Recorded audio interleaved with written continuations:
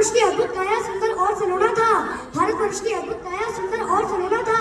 सुख समृद्धि से भरपूर भारत का कोना कोना था। ब्राह्मण भी घर घर जाकर गीता वेद सुनाते थे। भगवान की एक एक वाणी एक एक संदेश सुनाते थे।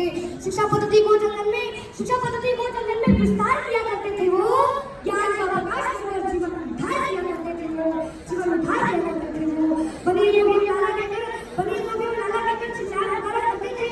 बच्चों की चूस बोलकर उन्हें चिल्लाया करते थे। क्या करने की समझ में व्यवहार किया करते थे। वो पैसे को होने पर भी उधार किया करते थे। वो क्षत्रियों को भी बाबू साहब कह के बुलाया करते थे। क्षत्रियों को भी बाबू साहब कह के बुलाया करते थे। इतना सुनते ही वो मुझों पे तरफ फिराया करते थे। सीमाओं पे देश की खातिर जान लगाया करते थे। अपने रक्तों से ही वो हिंदुस्तान से जाया करते थे।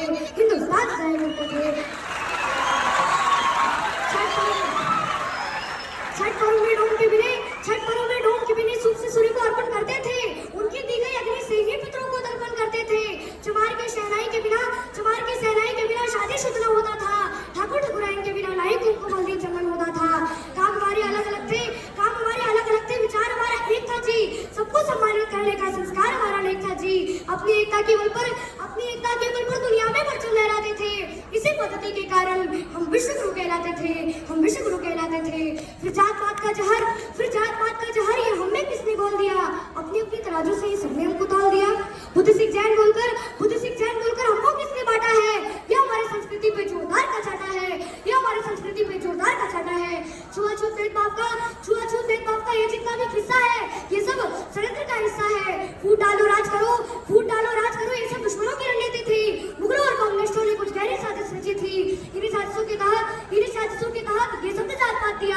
हमारी एकता और अखंडता को खंड खंड में बांट दिया। ऊंच नीच भेदभाव का वो दौर अलग था जी। हमें बांटने वाला वो कोई और अलग था जी। गंदी लोग आकर गंदी सोच लेकर चले गए। हमारे सोने की चिड़िया को लोच करके चले गए। फिर जात पात पंथ के नाम पर कितनी बार पढ़ोगे तुम? जितनी बार पढ़ोगे तुम उतनी बार कटोगे तुम। तुम मानो या ना मानो, ये कथन हमारा निश्चित है। नहीं तुम सुधरे तो सुन लो, ये पता तुम्हारा निश्चित है। एक बार फिर सुनो, ये पता तुम्हारा निश्चित है। षड्यंत्र के तहत गुरु गोविंद को तुमसे अलग किया। इसी साजिश के तहत संत को हिंद से तुमको अलग किया। बुद्ध सिख जैन बोलकर हमको किसने बांटा है? बुद्ध सिख जैन बताकर ये नफरत का बीज बोया है। आपस में लड़कर हमने क्या खोया है। आज भी कुछ गद्दार हमें बांटने में लगे हैं जी। पाकिस्तान और बांग्लादेश की तरह हमें काटने में लगे हैं जी।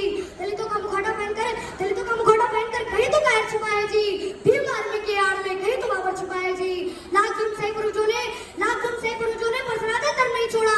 तोड़ दिया दुश्मनों का गुरूर, पर अपना धर्म नहीं छोड़ा।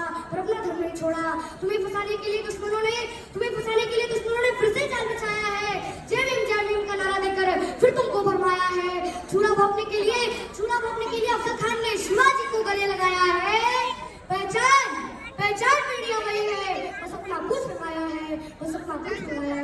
ब्राह्मण क्षत्रिय वैश्य शूद्र हमें पिता की संतान है जी। जो हमको छोटा बड़ा कहे समझो वो अज्ञान है जी।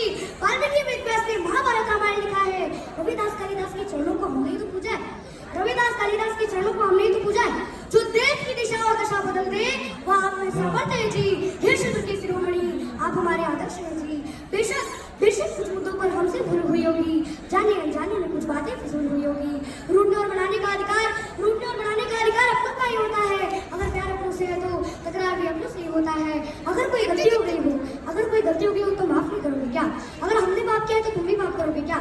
एक कदम तुम आगे बढ़ो, एक कदम हम भी आगे बढ़ाते हैं। तो आओ सारे राग द्वेष भुलाकर फिर सबको गले लगाते हैं। अपने आखिर जैसे भी है वे अपने ही होते हैं और इस बिखरी माला को फिर से पिरोते हैं। महाशुद्रा की गोद छोड़ दूसरा आनंद कहाँ मिलता है जी? अपना घर छोड़ दूसरे के घर में नींद कहाँ लगता है जी? आओ इस महान सत्य को फिर से मान लाते हैं। मिलजुल कर फिर से स्वर्ण में हिंदुस्तान बनाते हैं। जय भारत, वंदे मातरम।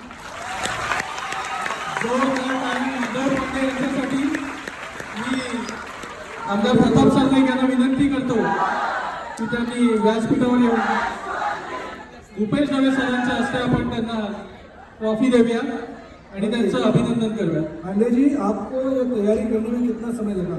कब से ये कर रहे हो? बहुत 5 साल से 5 साल से कर रहे हो? ऐसे बहुत सारे ऐसा बहुत सारा है. आपकी उम्र क्या है? 9 वर्ष. मुझे बताइए, ये आपको किसने सिखाया कि जब लोग तालियां बजाते हैं 2 मिनट के लिए चुप हो जाना चाहिए, तालियां बजा लेनी चाहिए?